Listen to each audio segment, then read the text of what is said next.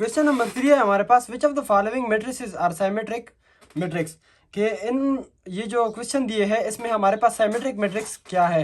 तो symmetric matrix आप जानते होंगे, साइमेट्रिक मैट्रिक्स हम उस मैट्रिक्स को कहते हैं जब हम उसका ट्रांसपोज ले लें, यानी कि जब हम उसका ट्रांसपोज ले लें तो वो उसी मैट्रिक्स के बराबर आ जाए तो उसको हम क्या कहेंगे, साइमेट्रिक मैट्रिक्स। मतलब ए सेट था हमारे, ए मैट्रिक्स था हमारे पास, उसका हमने क्या लिया, ट्रांसपोज लिया और वो उसी ए के बराबर आ गया, तो इसको हम कहेंगे कि ये हमारे पास क्या है, साइमेट्रिक मैट्रिक्स है।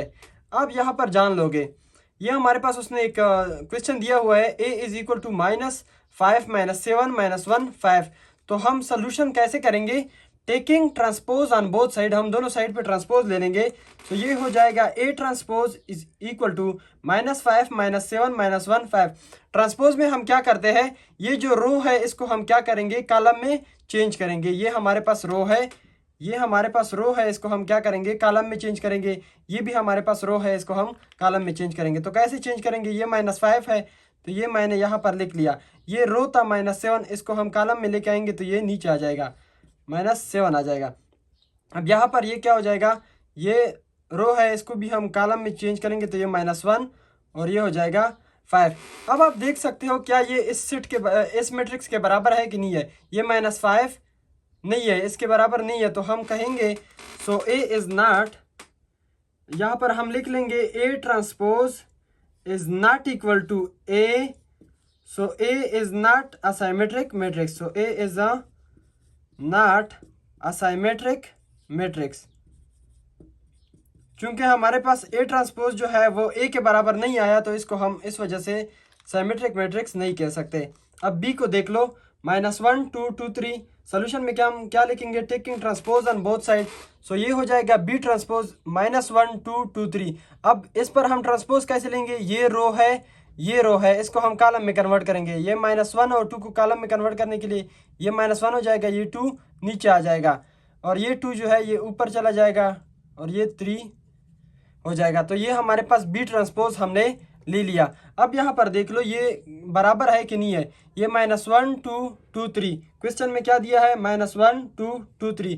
मतलब बी ट्रांसपोज जो है, बी ट्रांसपोज वो किसके बराबर आ गया, बी के बराबर आ गया।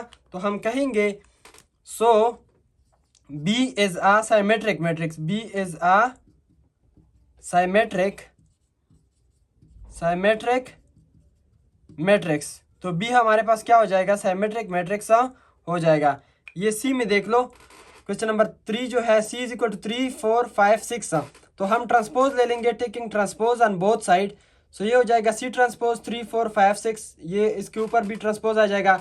तो इसका ट्रांसपोज हम कैसे लेंगे, ये भी रो है, ये हमारे पास रो है, तो इसको हम कॉलम में कन्वर्ट करेंगे। तो ये हो जाएगा 3, ये 4 यहाँ पर आ जाएगा, ये 5 ऊपर चला जाएगा, ये 6। ये हमने ट्रांसपोज ले लिया। अब यहाँ पर आप देख लो, यहाँ पर 3 5 और यहाँ पर 3 4 5 6। इसका मतलब है सी ट्रांसपोज जो है, C transpose is not equal to C. C transpose जो है वो सी के बराबर नहीं है। तो हम क्या लिखेंगे, सो सी इज नॉट साइमेट्रिक मैट्रिक्स। तो ये हमारे पास साइमेट्रिक मैट्रिक्स नहीं है। अब यहाँ पर आप देख लो डी में, डी का जो है 1 2 3 4 5 6 ये मैट्रिक्स दिया है। सोल्यूशन में हम क्या लिखेंगे, दोनों पे ट्रांसपोज ले लेंगे ताकि हमें पता चले कि इनका ट्रांसपोज इसके बराबर आ रहा है कि नहीं आ रहा। Taking transpose on both side, तो ये हो जाएगा डी ट्रांसपोज 1 2 3 4 5 6 का ट्रांसपोज ले लेंगे। अब ट्रांसपोज कैसे लेंगे, ये हमारे पास क्या है, रो है, तो इसको हम किस में कन्वर्ट करेंगे, कॉलम में। तो कॉलम में ये ऐसे हो जाएगा 1 2 3, ये इसका हो गया कॉलम। अब ये भी रो है, इसको भी हम कॉलम में कन्वर्ट करेंगे तो ये हो जाएगा 4 5 6। अब आप देख सकते हो क्या ये जो है, ये ट्रांसपोज जो है इसके बराबर है, तो बराबर नहीं है। तो हम लिख सकते हैं D transpose is not equal to D. So हम लिख लेंगे D is not symmetric matrix. So D जो है वो हमारे पास साइमेट्रिक मैट्रिक्स नहीं है। तो ये हमने सॉल्व कर लिया।